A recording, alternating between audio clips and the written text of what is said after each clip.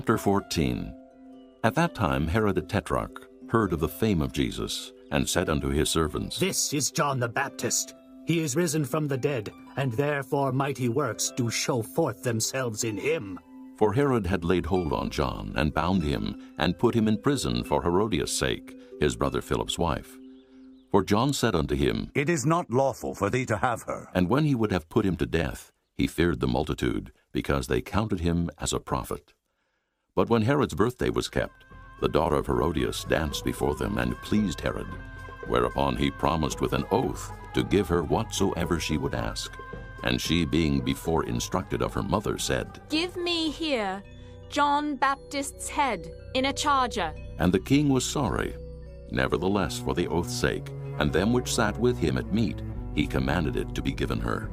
And he sent and beheaded John in the prison, and his head was brought in a charger and given to the damsel. And she brought it to her mother. And his disciples came and took up the body and buried it, and went and told Jesus.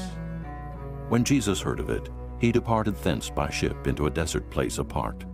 And when the people had heard thereof, they followed him on foot out of the cities. And Jesus went forth and saw a great multitude, and was moved with compassion toward them, and he healed their sick.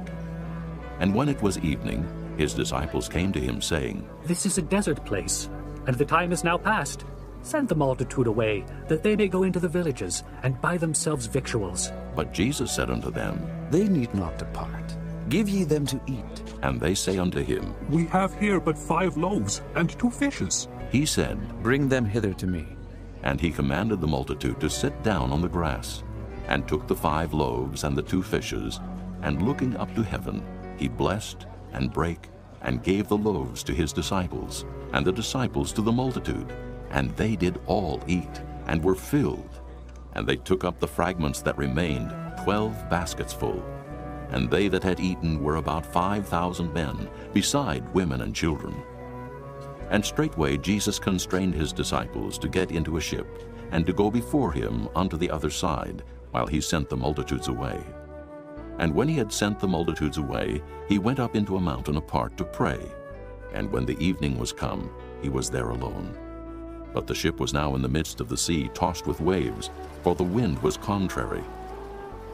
And in the 4th watch of the night, Jesus went unto them, walking on the sea.